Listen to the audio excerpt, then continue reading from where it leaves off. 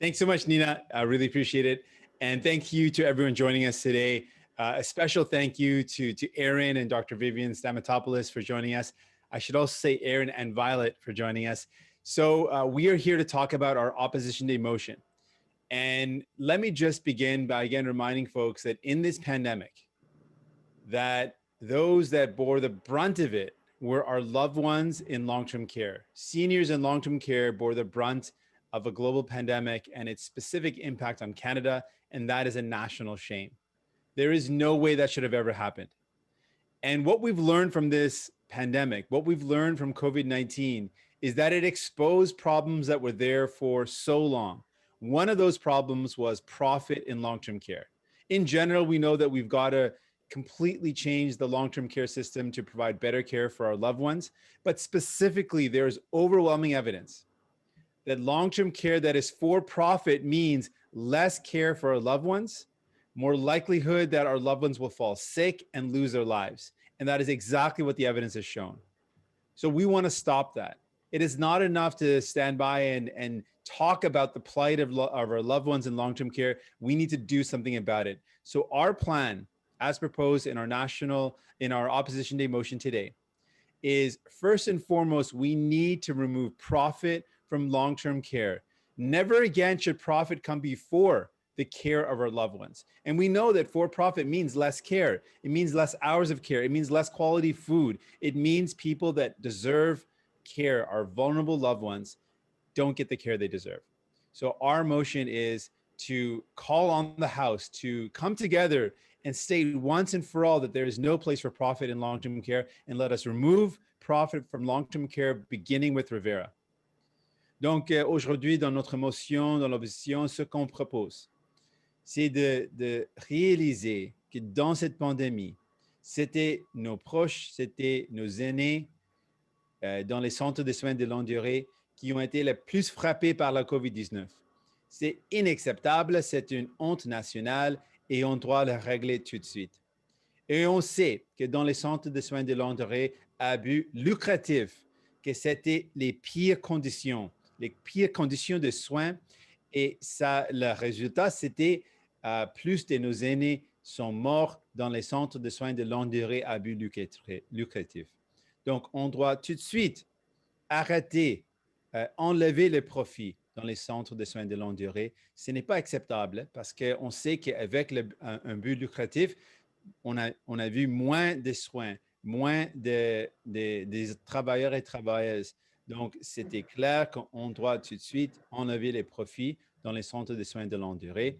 Et on propose exactement ça dans notre motion aujourd'hui. De commencer avec Rivera, qui est complètement propriétaire d'une agence fédérale et travaille avec les provinces et territoires pour réaliser le but de complètement éliminer les profits dans les centres de soins de longue durée.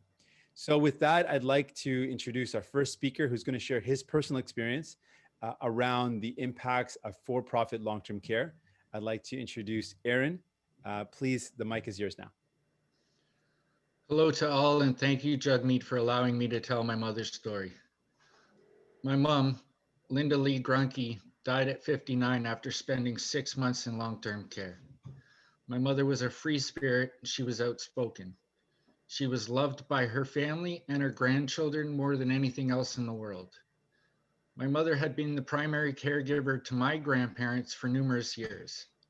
Just after my grandfather passed away, she had a fall which led to back pain and a litany of mobility problems.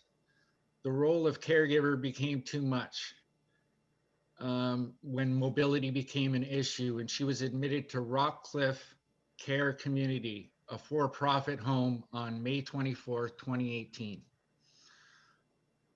The next few months were marked by numerous falls. At one point, my mom spent 3 days in the hospital after a fall, which resulted in a huge gash in her leg requiring 30 stitches. When she returned to the home, we had numerous complaints about her care. Sometimes she didn't get medications because there was no nurse available to administer them. Other times she was over-medicated. She once wore the same bandage on her leg for 3 days straight. She also had weeping legs, and they never had the proper bandaging for this condition. By early August 2018, Mom had completely lost the use of her legs. She also had COPD and complained of increasing congestion, eventually requiring oxygen therapy. Mom complained about respiratory issues for 3 days before, on September 26, 2018, she was found unconscious in her room and was sent to hospital. 3 days later, she had a heart attack. Finally, on October 2nd, the doctor came to us and told us she didn't have much of a chance at a life, so we had to make the decision to let her go. It was the second hardest thing I ever had to do in my life. My mother died on October 3rd. On October 6th, I had to do the hardest thing I ever had to do in my life, which was come home and tell her best friend, Violet, that my mother had died. My nanny, who is 93, is also in a not-for-profit home. There's a huge difference in the warmth and kindness and the willingness to find answers for our concerns when we bring them to the attention of the staff. Nanny recently lost her dentures, and a member of the cleaning staff jumped into a dumpster, rummaging through garbage bags to try to find them. The difference in care between for-profit and not-for-profit is like night and day. Maybe if my mother had the proper treatment, she would still be here today. Maybe if they had responded when she said she could not breathe for 3 days in a row, she might still be here today. I don't blame the staff for my mother's death. I know they were overworked, understaffed, and underappreciated. I appreciated them. In fact, I appreciate all PSWs and nurses that work hard in the long-term care homes without any direction from supervisors. I am so thankful to my wife, Tess, my kids, Taryn and Violet, and the rest of my family who have kept me going after my mother's death, because to be honest, I don't want to think about where I would be if not for them. I would also like to thank my Auntie Judy for being there and helping me tell my mother's story, and also my Auntie Penny for being there through the whole process of my mother's passing. Thank you, Jagmeet, for letting me tell my mother's story.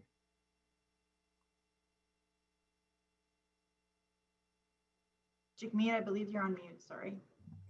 Thank you so much, Aaron, for sharing your story. It takes a lot of courage to do that. I really appreciate it. And thank you for sharing a story about not just your mom, but your daughter Violet's best friend. It's really powerful, and I really appreciate your words you shared today. And now I'd like to introduce to you someone who is a fearless and fierce advocate, someone who brings a professionalism and passion to the discourse around how we can better care for our loved ones in long-term care.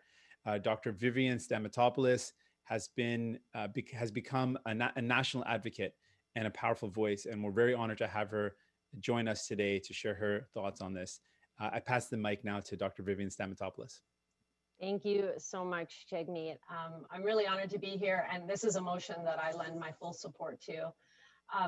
It's a motion that is grounded in evidence, and I think that's what's the most important thing to point out here, that the evidence is clear, that the for-profit model simply does not deliver the care that it says it delivers. The fact of the matter is, during COVID-19, we all saw what happened. For-profit homes had the worst outbreaks and the deadliest outbreaks. But even before COVID-19, we have a litany of research that shows that on the whole, these homes perform worse than nonprofit and municipal homes. We have evidence that for-profit residents are more likely to die within 6 months of admission. For-profit residents are more likely to end up in hospital. For-profit homes have more verified complaints. And we also know that on the whole, these homes tend to hire less staff. They operate understaffed, or they work short. They hire less full-time permanent staff to boot, and they also pay their staff less, which results in a revolving door of workers. It's also no coincidence that we've seen media scandals, class action lawsuits, and documented abuse and neglect grow in tandem with the rise of for-profit long-term care. Bottom line is, we all saw what happened, and Canadians want change. Canadians were indeed recently polled, and 86% want long-term care to fall under the Canada Health Act and to be operated not unlike hospitals, which are not-for-profit entities. Now, you may hear some people try to say that it's too expensive or it's too complicated to phase out private long-term care. And of course, they would try to tackle this in terms of dollars and cents, because to them, this is fundamentally a profit-making equation. But you can't ascribe a monetary value to human life. It's anti-Canadian, it goes against our values. And while they may be prepared to gamble grandma and grandpa's care on the assertion that it might be too expensive, we're not. That said, we also have international evidence that shows clearly that there is no cost savings through privatization. In fact, the opposite is true. So why do we continue to allow for-profit to operate in long-term care? It doesn't save us money. It doesn't provide better care. The only people that win in the for-profit model are the CEOs and the shareholders. And quite frankly, all we are doing by allowing them a stronghold in this sector is subsidizing them to acquire real estate investments across Canada, frankly. Today's motion is vitally important. It is based in evidence. It is the right path forward. There is no room for profit in long-term care, period. Thank you so much, Doctor. Really appreciate your thoughts on this, your voice on this, and your advocacy on this file. Encore un grand merci à Aaron, Violette et aussi Dr. Stamatopoulos. Maintenant, on est prêt pour vos questions. But before we go to questions, I just want to say what we've heard are just real concrete examples of why this is so important. Aaron shared the story of his mom and the difference of care between what his mom receives and his grandparents or his grandmother receives. It is clear when you've got for-profit, care suffers, care is cut. Dr. Vivian Stamatopoulos makes the argument again about the evidence being overwhelming and the moral question. Why should we continue to subsidize for-profit long-term care homes? Because that's exactly what happens. If we spend $1 on care for our loved ones in long-term care, and that dollar goes to a for-profit long-term care home, we know that some of that money is going to profit. It's not all going to the care of our loved ones. That can no longer happen. We were up against the same challenge when we brought in universal health care. People told us it couldn't be done. People told us that private hospitals couldn't be ended. We won. We need to fight this battle as well, and we need to win for the sake of our loved ones in long-term care.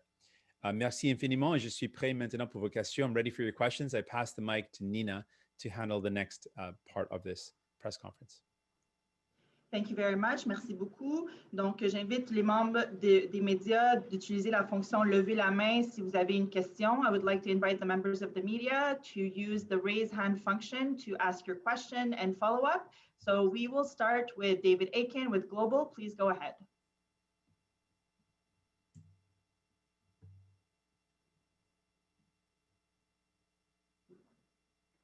David, I believe that you are on mute. There I go. I'm unmuted now. Jagmeet, how are you? David Aiken. Very well, sir. Good. Yes. Okay. Good luck in your opposition day motion. I did want to ask you about a different topic today coming out of the Conservative Convention. As you may have noted, the Conservative Party voted against a resolution which would have embedded in their policy document a declaration that climate change is real. In many parts of the country, and I'm thinking here specifically Vancouver Island, it's a blue versus orange fight in an election. And I wondered, do you think that the Conservatives' decision to not declare climate change is real, do voters care about that in the ridings where you're battling Conservatives? And do you think it makes a difference to voters? I think certainly makes a difference to voters. I think all Canadians agree that we are up against a crisis and that we need to do something about it. But what we have now are really two clear directions. We've got the Conservative Party that doesn't acknowledge that there's a problem. And then we've got the Liberal Party that acknowledges a problem, but doesn't really do anything concrete about it to actually make a meaningful difference. So really Canadians are left with two parties that don't really want to see real action in making something change. New Democrats are committed to making sure we create good jobs for workers. That's top of mind. We want to create good jobs that are forward thinking, that understand that this world is headed, global markets are headed towards renewable and sustainable economies, and that we need to be leaders so that we create good jobs. We also need to create good jobs that reduce our emissions so that we can be taking on that role of leadership, creating good opportunities that are long lasting. So New Democrats are going to continue to show that there is a better path forward than those that are shown by Liberals and Conservatives. And you may have not. Sorry. Yes. Thanks. Sorry. Sorry, David. I just got a request for the answer in French, please. Thank you, David. I'll do that in French, and then I'll follow up with your follow-up. Thank you so much. Donc, ce qu'on a vu avec le Parti conservateur, ils ont voté contre une motion pour reconnaître qu'il y a une crise climatique. Mais en fait, c'est un parti qui n'accepte pas la réalité. Mais avec le gouvernement libéral, peut-être ils acceptent la réalité, mais ils n'agissent pas. Donc, les deux partis ne présentent pas des solutions concrètes pour faire face à cette crise. C'est nous, les néo-démocrates, qui veulent créer les emplois pour les communautés qui en ont besoin. Et on veut créer des emplois pour l'avenir, les emplois durables pour bâtir une société et effectivement une économie durable. Et on est là parce qu'on sait que c'est essentiel pour l'économie, pour les gens et pour la planète qu'on fait face à la crise climatique. And back to you, David, for your follow-up.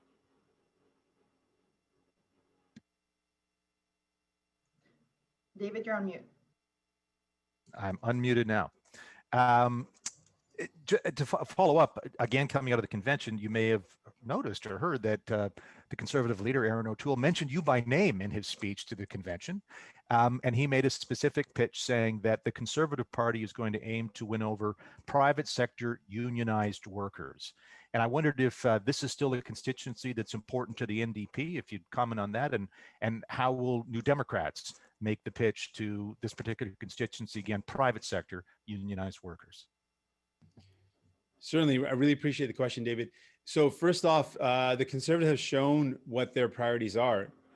Aaron O'Toole was a cabinet minister in the Harper government that made it harder for people to join a union. So he's already shown that that's not what Conservatives are about. They've made it harder to join a union in the past.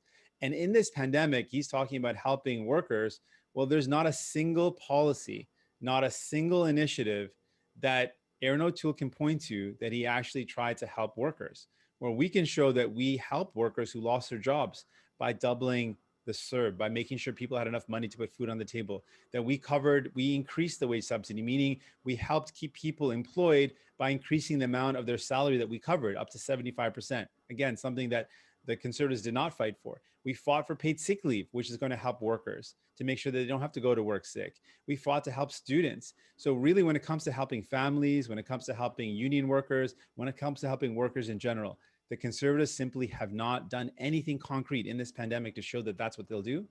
And their past has shown that they've done the opposite. They've made it harder for workers.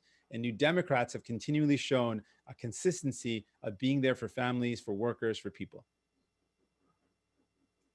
Thank you very much. Merci beaucoup. Juste un rappel pour les journalistes, si vous avez une question, veuillez s'il vous plaît utiliser la fonction lever la main. If you have a question, please use the raise hand function. Next, prochain, j'ai Christian Noël avec Radio-Canada. C'est à vous.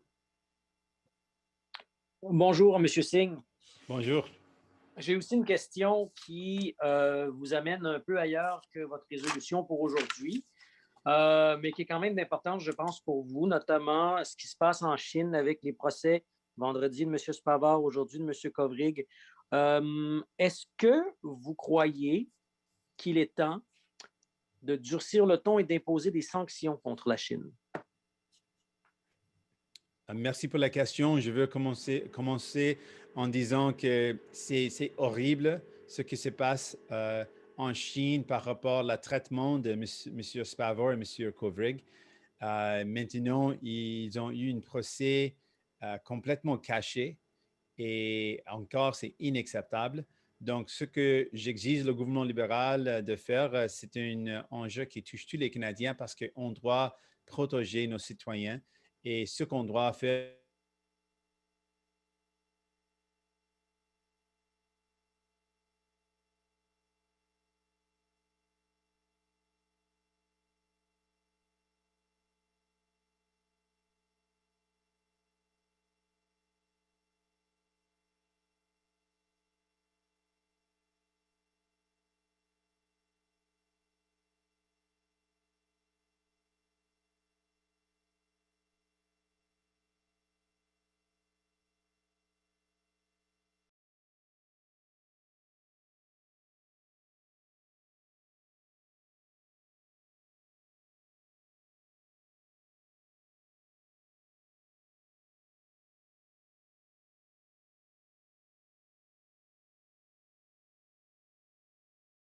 travaillant ensemble avec nos alliés, on peut trouver les outils qui sont les plus efficaces et je suis ouvert.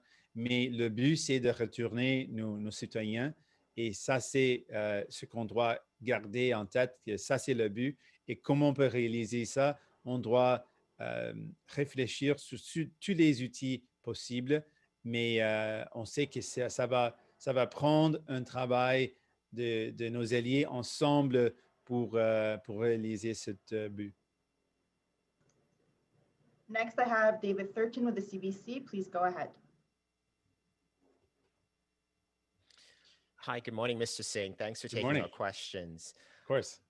I kind of want to ask this question from, you're very critical of the current government on its policies on long-term care, but I'm going to ask you to reflect on the provinces and territories. Do you think that there's political will at that level of government to do what your opposition motion is calling for? Well, I think it's a very fair question. And I want to just to answer that question by taking us back to our past. And when we pushed forward as a society for universal healthcare, at that time, provinces were opposed to it. Many provinces were opposed to it. In fact, Ontario and Quebec were one of the later provinces to take up the universal healthcare model. So when Tommy Douglas brought this into Saskatchewan and wanted to bring it across the country, people were behind it, but initially provinces weren't.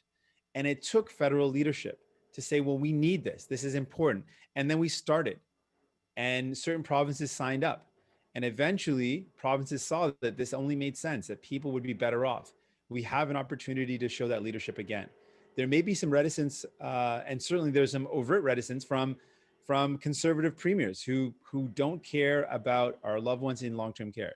They don't. It's factual. We've seen the negligence of Doug Ford, and we've seen Scott Moe and Pallister just don't care. They're not willing to do what's necessary. They're willing to cut healthcare. But we know people are behind this. People want to see this happen. And we owe it to those people to provide that leadership at the federal level, like we did in the past. We can do it. We can show the path forward. We can start by making sure Rivera, which is the second largest provider, it's owned by a federal agency, start there, make it national, make it public again, and then move forward, and then set up national standards, tie them to funding, and we can achieve this goal. It is absolutely achievable. It is the same challenge that we faced when we were up against private hospitals and we won. We can win again. Our seniors deserve this, and we are going to continue to fight for them. Okay, thanks for that. I'm going to ask a question to Aaron, if that's okay. Of course. Aaron, are you okay with that? I should ask you. Yep, Aaron's okay with it. Aaron, first of all, I really do apologize, and I just offer my condolences for your loss, and thank you for speaking with us today. The question I just have to ask you is, how much is the long-term care issue going to be a factor for you if Canada goes to the polls this year or whenever? I know you're, sorry to ask you such a political question, but this is a political capacity that you're appearing in. So I'm just asking, I just want to know, as a voter, how important is this issue for you? It's right up there. I mean, my grandma is still in long-term care right now. She's in a not-for-profit, which the care is exceptional, so I'm not really worried about that level. But I mean, if I ever have to go into long-term care, I wouldn't be able to afford. I wouldn't be able to afford to go into not-for-profit home. I would need subsidy. I know I would need, the subsidized for-profit model. Scares me. It scares me. I watched my mother go through it. 6 months it took for her to die. So it is a huge issue as far as I'm concerned for me voting. I know for my family and my extended family, they all know about it. Everybody I speak to knows about it. Everybody I speak to, I push the issue. And as far as I've seen, Jagmeet's the only one who's fighting for us, with us. So tell you where my vote's going. Okay, thank you so much for sharing that. Thank you very much. Next, I have la prochaine, Catherine Lévesque avec la presse canadienne. C'est à vous. Oui, bonjour, Monsieur Singh. Bonjour. Il y a la ministre des Aînés, Deb Schultz, là, qui vient de tweeter qu'elle va s'opposer à votre motion aujourd'hui parce que, bon, le sujet dont on parle aujourd'hui, c'est vraiment de juridiction provinciale. Par contre, elle vous invite à soutenir les normes nationales dans les CHSLD. Je me demandais si le NPD était d'accord avec ça et s'il était d'accord que ce soit conditionnel là, à plus d'argent livré aux provinces et aux territoires. On a déjà dit dans notre plan qu'on est complètement d'accord avec l'idée. Effectivement, on pousse pour avoir des normes nationales, des standards nationaux, c'est essentiel. Et le gouvernement libéral a dit qu'il travaille là-dessus depuis longtemps, mais on n'a pas vu les résultats. Et on sait déjà qu'il y a plusieurs éléments des standards, un soin de au moins 4 heures. On sait qu'on doit avoir une équipe qui inclut les infirmiers, les travailleurs personnels, mais aussi les médecins. Donc, on sait beaucoup et le gouvernement libéral n'a pas proposé des solutions claires. Mais dans cette question de profit, ce que j'ai vu avec le gouvernement libéral, la ministre présente encore un autre exemple. Il cherche des excuses pour faire ce qui est essentiellement ce qu'on doit faire pour protéger nos aînés. Donc, au lieu de trouver des excuses, on doit trouver des solutions. On doit travailler avec les provinces et territoires, mais ça n'a pas droit être une excuse de ne pas agir. On doit reconnaître qu'il y a des juridictions, des compétences, mais ce n'est pas une excuse pour ne pas agir. Et comme j'ai dit en avant, on a travaillé pour mettre en œuvre une soin de santé universel. On a dû travailler avec les provinces et territoires pour y réaliser. Mais c'est encore ce qu'on doit faire maintenant. Donc, je n'accepte pas cette approche de trouver des excuses. Les gens qui ont perdu leurs proches veulent voir une approche de trouver des solutions. Et c'est exactement ce qu'on propose. Mais donc, juste pour continuer là-dessus, le gouvernement libéral n'est-il pas en train d'agir en imposant des normes nationales aux provinces? Puis j'avais aussi juste une petite question, je voulais revenir sur le congrès du Parti conservateur, parce que là, on voit que c'est le lobby anti-avortement, en fait, qui a poussé, qui a fait échouer cette résolution sur les changements climatiques. Donc, je me demandais peut-être si vous aviez un commentaire là, sur l'influence, en fait, là, de ce qu'on appelle les pro-vie encore sur ce parti. Merci. Oui, donc merci encore pour le suivi sur la question des soins de longue durée. Non, si je n'accepte pas que le gouvernement libéral agit quand toute la preuve, la totalité de la preuve montre clairement que les centres de soins de longue durée à but lucratif étaient les pires. Et encore, on sait que le deuxième plus grand centre de soins de longue durée est une entreprise Rivera qui est complètement propriétaire d'une agence fédérale. Donc, on a le pouvoir de faire quelque chose de maintenant. Et on pense aussi que comme on a les mêmes principes de la loi canadienne sur la santé, on doit utiliser ces mêmes principes pour créer un système de soins de longue durée où on n'a pas aucun centre de soins de longue durée à but lucratif. On peut réaliser ça.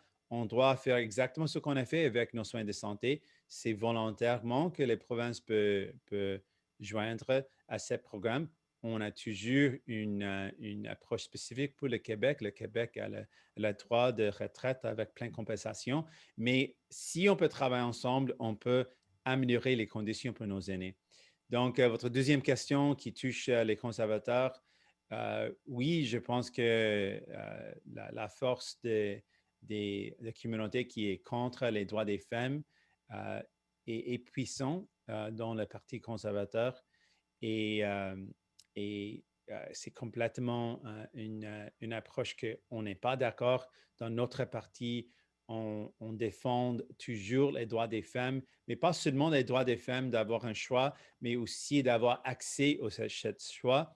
Et on a vu que le gouvernement libéral, il donne des paroles qu'ils sont d'accord avec les choix, les droits des femmes, mais en Nouvelle-Brunswick, ils n'ont pas défendu les droits des femmes d'avoir accès au choix parce que ils ont le province a effectivement coupé les financements pour un centre essentiel où on peut accéder à ce choix. Et on a dit que ce n'est pas acceptable de ne pas agir encore. On doit mettre la pression sur les provinces de livrer les services parce que pour vraiment reconnaître les droits des femmes, on doit aussi livrer les financements pour financer les services. Donc, les femmes peuvent accéder. Next, I have Chris Reynolds with the Canadian Press. Please go ahead. Hi, Mr. Singh. Nice to see you. Nice to see you too, Chris. I think most Canadians, I'm guessing, would appreciate the idea that you can't apply monetary value to human life. But the fact remains that there would likely be a great financial cost to transitioning to the not-for-profit model of long-term care by 2030. For example, the more than 2,000 long-term care homes are owned by multiple companies whose contracts with various provincial governments might have to be bought out if provincial governments didn't want to be sued by those companies in order to transition away from for-profit. So I guess I'm just wondering, does the party have some rough sense of the cost of transitioning away from for-profit care by 2030? Is there a window of cash there? Certainly. And Chris, it's a really important question, but I want to reframe our approach.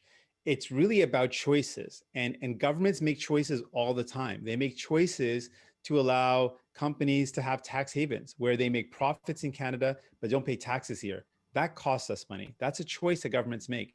Governments have made choices, liberal and conservative, to allow web giants, for example, to operate with impunity, to make money off the backs of Canadians, but pay virtually no taxes. That's a choice, and it costs us money. There's many choices that governments make that cost us money, but those choices I'd put to you are hurting Canadians, aren't helping us. And this is an investment. To take care of our loved ones in long-term care is an investment. And yes, investments cost money, but they are investments because they are important, and they're choices that we would make. We would make different choices than the Liberals and Conservatives. Absolutely. Our priorities are different. Our priorities are, we don't believe that what happened, the national shame of our loved ones in long-term care being the brunt of this pandemic, is excusable. It's not acceptable. It's not excusable. It should never have happened. And so for us, our priority is that we're never going to let that happen again. If you vote for a New Democrat, we are never going to let that happen again. And we have to make the right choices to achieve that result. And this is similar, and I make the analogy, it's very similar to the question that was put to Canadians as a society when we moved to a universal healthcare system. It was costly. There were private hospitals. There were people that said it can't be done. And it's a very fair criticism. There will be people that will say it can't be done. I say it can be done, and it is a matter of choices that we make. And I choose our loved ones in long-term care. I choose our seniors. New Democrats choose our seniors, and we are going to make this happen. We can make it happen. There is a path to achieving it. We will work with the Parliamentary Budget Office and other levels to ascertain the full cost of it. But we know that this can be achieved, and it's something that we choose as an investment that's essential. Given that we've got an aging population, this is going to be only more and more of an issue. We could not bear to see more and more of our loved ones, as our population ages, end up in for-profit long-term care homes with horrible conditions. That, to me, is a future that I will not accept.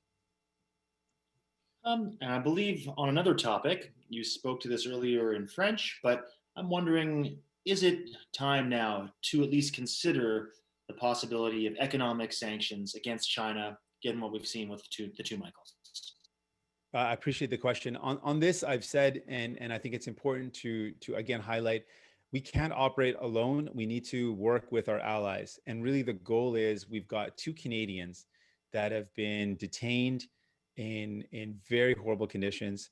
They're now being tried in secret, and they need to be returned home. And that is our priority. And so we need to work with our allies and our partners internationally to put pressure on China to return these Canadians to Canadian soil.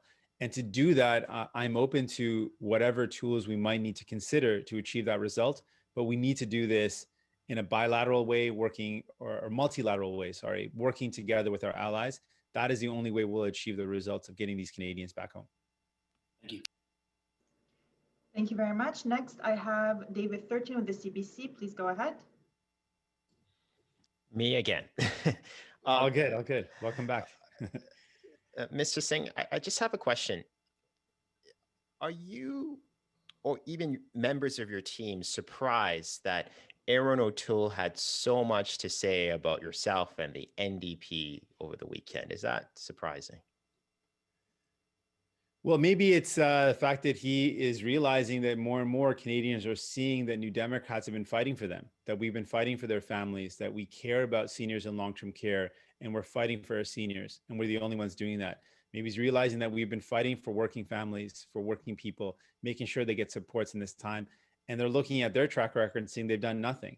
And the Liberals are also looking at us and saying, you know, New Democrats have been focused completely on people, when we've seen the Liberal government side with Big Pharma instead of supporting families. They didn't lower the cost of medication by giving an updated list like they promised they do, caving to Big Pharma. They didn't negotiate to make sure we had the capacity to make medication here at home. So more and more, I think all the parties are seeing that New Democrats are focused on fighting for people. We've gotten wins for people, and we're going to continue to do that. We don't take people for granted the way the Liberals and Conservatives have. And we are committed to making sure that the future is brighter for people. And instead of working for people, they're now trying to attack us.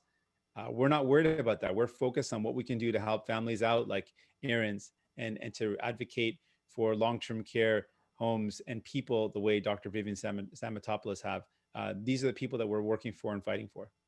But like, when was the last time you or your team ever heard a conservative leader talking so much about the NDP?